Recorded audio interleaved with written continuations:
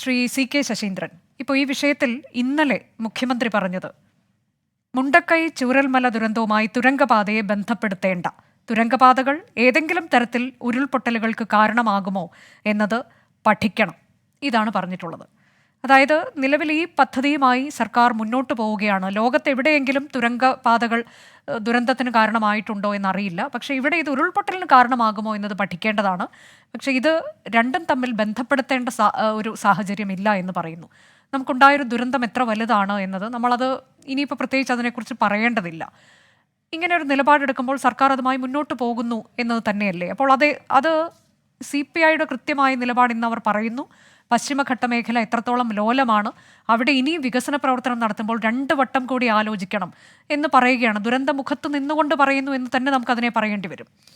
അപ്പോൾ ഇത് സർക്കാർ എന്തുകൊണ്ട് ഇങ്ങനെയൊരു നിലപാടിലേക്ക് കടക്കുന്നു? അതും വളരെ പെട്ടെന്ന് തന്നെ ഈ വിഷയത്തിൽ അത് നമുക്ക് പിന്നീട് പരിശോധിച്ച് പറയാമെന്ന് പോലും പറയാതെ അത് രണ്ടും തമ്മിൽ ബന്ധിപ്പിക്കേണ്ടതില്ല, അതുമായി മുന്നോട്ട് പോകുമെന്ന് പരോക്ഷമായി മുഖ്യമന്ത്രി പറയുന്ന സാഹചര്യം എന്താണ്? താങ്കൾക്ക് ഈ വിഷയത്തിൽ എന്താണ്? താങ്കൾ ആ മേഖലയുമായി ബന്ധപ്പെട്ടൊക്കെ കുറെ കൂടി വ്യക്തമായി കാര്യങ്ങൾ അറിയുന്ന ആൾ കൂടിയാണല്ലോ.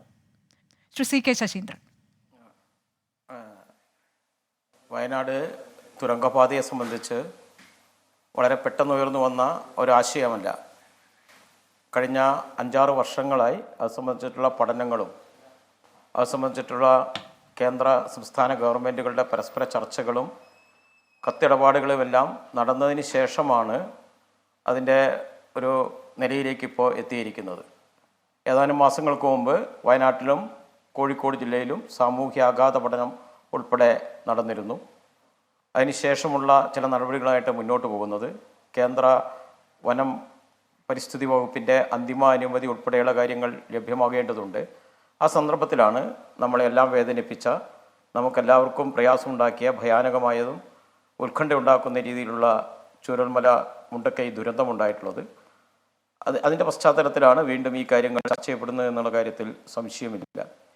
കേരളത്തിലെ ഗവൺമെൻറ്, അത് ഇടതുപക്ഷ ജനാധിപത്യ മുന്നണി ഗവൺമെൻറ് അംഗീകരിച്ചിട്ടുള്ള നയത്തിൻ്റെ ഭാഗമായിട്ടാണ് പരിസ്ഥിതി സൗഹൃദ വികസനമാണ് അംഗീകരിച്ചിരിക്കുന്നത്. കേവല വികസനം മാത്രമെന്ന കാഴ്ചപ്പാട് ഇടതുപക്ഷ ജനാധിപത്യ മുന്നണി ഗവൺമെൻറ്റിനില്ല. ഇടതുപക്ഷ ജനാധിപത്യ മുന്നണി പുറത്തിറക്കിയിട്ടുള്ള പ്രകടന പത്രികയിൽ കേരളത്തിലെ ജനങ്ങളോട് മുമ്പാകെ സംശയത്തിനിടയില്ലാത്ത രീതിയിൽ മുന്നോട്ട് വെച്ചിട്ടുള്ള ആശയമാണത്. അതോടൊപ്പം തന്നെ പരിസ്ഥിതിയും വേണം. ഇതിന് രണ്ടിനെയും സമന്വയിപ്പിക്കണം. രണ്ടും നമ്മുടെ നാടിന് ആവശ്യമാണ്. വികസനം വേണ്ട എന്ന കാഴ്ചപ്പാട് ഒരിക്കലും നമുക്കില്ല. പരിസ്ഥിതി സംരക്ഷിക്കേണ്ടതില്ല എന്ന കാഴ്ചപ്പാടുള്ള, പരിസ്ഥിതി സംരക്ഷണത്തിലൂടെ ജനങ്ങളുടെ ജീവിതവും മറ്റു കാര്യങ്ങളുമെല്ലാം സംരക്ഷിക്കപ്പെടേണ്ടതെന്നുള്ള കാര്യത്തിലും യാതൊരു സംശയവുമില്ല. വയനാട് സമുദ്രനിരപ്പിൽ നിന്ന് 2500 അടി മുകളിൽ സ്ഥിതി ചെയ്യുന്ന ഒരു ജില്ലയാണ്. എത്രയോ ബദൽ പാതകൾക്കുള്ള ആവശ്യം വയനാട്ടിലെ ജനങ്ങൾ അതിശക്തമായിട്ട് ഉന്നയിക്കുന്നുണ്ട്. എല്ലാ രാഷ്ട്രീയ പാർട്ടികളും അതിൻ്റെ കൂടെ ചേർന്ന് നിൽക്കുകയാണ്. അതോടൊപ്പം തന്നെ പുതിയൊരു ടൂറിസവുമായി ബന്ധപ്പെട്ടുകൊണ്ടുള്ള ഒട്ടേറെ സാധ്യതകൾ വയനാട് വയനാട് അതിൻ്റെ സാധ്യതകൾ വികസിച്ചുകൊണ്ടിരിക്കുന്നുണ്ട്. അതിൻ്റെയും കൂടെ എല്ലാം ഭാഗമായിട്ടാണ് 1ാം പിണറായി ഗവൺമെൻറ് കാലഘട്ടത്തിൽ തന്നെ വയനാട് തുരങ്കപാത, ആനക്കാമ്പയിൽ മേപ്പാടി കള്ളാടി തുരങ്കപാതയെക്കുറിച്ചുള്ള ചർച്ചകൾ ഉയർന്നു വരികയും അത് ചർച്ച ചെയ്ത് അംഗീകരിക്കുകയും കിഫ്ബിയിൽ പണം വകയിരുത്തുകയും ഒക്കെ ചെയ്തുകൊണ്ട് അതിൻ്റെ സാമൂഹ്യാഘാത പഠനങ്ങൾ ഉൾപ്പെടെ നടത്തിക്കൊണ്ടുള്ള ഒരു ഘട്ടത്തിലേക്ക് ഇപ്പോൾ നീങ്ങിയിരിക്കുന്നത്. ഇപ്പോൾ മുഖ്യമന്ത്രി അർത്ഥശങ്കയ്ക്ക് ഇടയില്ലാത്ത വിധം പറഞ്ഞല്ലോ, ഈ പദ്ധതി ഉപേക്ഷിക്കുകയല്ല, ഇതിൻ്റെ ഉരുൾപൊട്ടൽ ഉൾപ്പെടെയുള്ള സാധ്യതയുണ്ടോ പരിശോധിക്കണം എന്ന് പറഞ്ഞാൽ അതിൻ്റെ അർത്ഥം എന്താ? അത് പരിശോധിക്കാൻ ഗവൺമെൻറ് സന്നദ്ധമാണ്, തയ്യാറാണ്. അതുതന്നെയാണ് CPIയുടെ സംസ്ഥാന സെക്രട്ടറി എന്ന നിലയ്ക്ക് സഹാബ് ബിനോയ് വിശ്വവും ഈ ആശങ്കകൾ പരിഹരിക്കണം എന്ന അർത്ഥത്തിലാണ് അദ്ദേഹം പറഞ്ഞതെന്ന് ഞാൻ മനസ്സിലാക്കുന്നത്. ഇടതുപക്ഷ ജനാധിപത്യ മുന്നണി ഗവൺമെൻറ്റിൻ്റെയും ഇടതുപക്ഷ ജനാധിപത്യ മുന്നണി മുന്നോട്ട് വെച്ചിട്ടുള്ള പ്രകടന പത്രികയുടെയും അടിസ്ഥാനത്തിലാണ് ഈ കാര്യങ്ങളെല്ലാം മുന്നോട്ട് പോയിക്കൊണ്ടിരിക്കുന്നത്. പുതിയൊരു കാര്യങ്ങളും കൂടെ പരിശോധനയ്ക്ക് വിധേയമാക്കാമെന്ന് മുഖ്യമന്ത്രിയും ഒക്കെ പറഞ്ഞിട്ടുണ്ട്. ബദൽ റോഡുകളെ സംബന്ധിച്ചുള്ള നിരവധി ചർച്ചകൾ വയനാട്ടിൽ നടന്നുകൊണ്ടിരിക്കുകയാണ്. ഇതുമാത്രമല്ല, ഒട്ടേറെ ബദൽ റോഡുകളുണ്ട്. ഇടപെടുകയാണ് ശ്രീ സി കെ ശശീന്ദ്രൻ. ഇപ്പോൾ മുഖ്യമന്ത്രി പറഞ്ഞത് ഈ ദുരന്തത്തിന്റെ അടിസ്ഥാനത്തിൽ മറ്റ് വികസന പ്രവർത്തനങ്ങൾ മാറ്റിവെക്കേണ്ടതുണ്ടോ എന്ന് പഠിക്കണം എന്നാണ്. നേരത്തെയും ഈ താങ്കൾ പറഞ്ഞതുപോലെ തുരങ്കപാതയുമായി ബന്ധപ്പെട്ട് പഠനങ്ങളൊക്കെ നടന്നിട്ടുണ്ട്.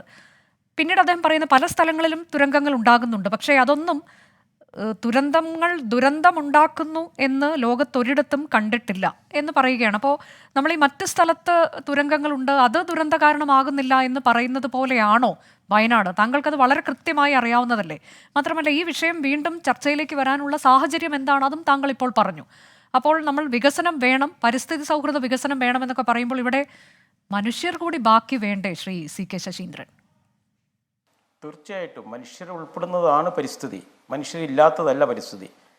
വനവും മറ്റു കാര്യങ്ങൾ മാത്രമല്ല, മനുഷ്യരുടെ കൂടെ ജീവിതവും മനുഷ്യരുടെയും കൂടെ നിലനിൽപ്പിൻ്റെ ഭാഗമായിട്ടാണ് പരിസ്ഥിതി സംരക്ഷണം ഉൾപ്പെടെയുള്ള കാര്യങ്ങൾ ചർച്ച ചെയ്യപ്പെടുന്നത്. മനുഷ്യരില്ലാത്തൊരു ലോകത്തെക്കുറിച്ച്, മനുഷ്യരില്ലാത്തൊരു വയനാടിനെക്കുറിച്ച് സങ്കല്പിക്കാൻ നിങ്ങൾക്ക് കഴിയുമോ? വയനാടിൻ്റെ ഏത് ഭാഗത്താണ് പരിസ്ഥിതി കാര്യങ്ങളൊന്നും ഇല്ലാതെ മനുഷ്യർക്ക് ജീവിക്കാൻ കഴിയാവുന്ന പ്രശ്നങ്ങളുള്ളത്? അപ്പോൾ അതിനോട് ഇണങ്ങിച്ചേർന്ന് എങ്ങനെയാണ് ജീവിക്കാൻ കഴിയുക? ഇതിനെ എങ്ങനെയാണ് അതിജീവിക്കാൻ കഴിയുക? അതാണ് ആധുനിക ലോകവും ശാസ്ത്ര സാങ്കേതിക രംഗത്തെ നേട്ടങ്ങളും കൂടി നമ്മൾ ശ്രമിച്ചുകൊണ്ടിരിക്കുന്നത്. കൊങ്കൺ റെയിൽവേ എത്രയോ കാലമായിട്ട് നമ്മൾ ഉണ്ടാക്കി, ഇപ്പോൾ അതിലുള്ള തീവണ്ടികൾ കടന്നു പോകുന്നു, മറ്റു കാര്യങ്ങൾ ചെയ്യുന്നു. അതിൻ്റെ ആഘാതത്തെക്കുറിച്ചൊക്കെ അന്നും ഇതുപോലെയുള്ള വലിയ ചർച്ചകൾ നടന്നിരുന്നു. വലിയ രീതിയിലുള്ള സംശയങ്ങളൊന്നും ഇന്നത്തെ രീതിയിൽ മാധ്യമങ്ങൾ അല്ലെങ്കിൽ ചാനലുകളൊന്നും അന്ന് ഇല്ലാത്തതുകൊണ്ട് ഈ രീതിയിൽ ചർച്ച നടന്നില്ലെങ്കിലും അന്ന് ഇതുമായി ബന്ധപ്പെട്ട ആൾക്കാർ ആശങ്ക പുറപ്പെടുവിച്ചിരുന്നു. ആ ആശങ്കയെ തള്ളിക്കളയല്ല ചെയ്തിരുന്നത്. അതിനെയും കൂടി ചേർത്ത് പിടിച്ചുകൊണ്ട് എങ്ങനെയാണ് നമുക്ക് ജീവിക്കുക. ഇപ്പോൾ ചൂരൽമല പോലെയുള്ള പ്രദേശങ്ങളിൽ നിന്ന്, അല്ലെങ്കിൽ മേപ്പാടി പഞ്ചായത്തിൻ്റെ ഒട്ടുമിക്ക ഭാഗങ്ങളിലും ദുരന്തങ്ങൾ ഉണ്ടാകുന്ന പ്രദേശങ്ങളിലൊന്നാണ്. അവിടെ നിന്ന് പൂർണ്ണമായിട്ട് നമുക്ക് മാറാൻ കഴിയുമോ? അതുമായിട്ട് ഇണങ്ങിച്ചേർന്നുകൊണ്ട് എങ്ങനെയാണ് ജീവിക്കാൻ വേണ്ടി കഴിയുക എന്നതുകൂടെ നമ്മൾ ആലോചിക്കേണ്ടതാണ്. അവിടെ അവരെ നിർബന്ധിച്ച് അങ്ങോട്ട് ബലം പ്രയോഗിച്ച് അയക്കണമെന്നൊന്നുമല്ല ഞാൻ പറഞ്ഞത്. ഈ കാര്യങ്ങളെല്ലാം ചർച്ചയ്ക്ക് വിധേയമാക്കേണ്ടതാണ്, പരിശോധനയ്ക്ക് വിധേയമാക്കേണ്ടതാണ്.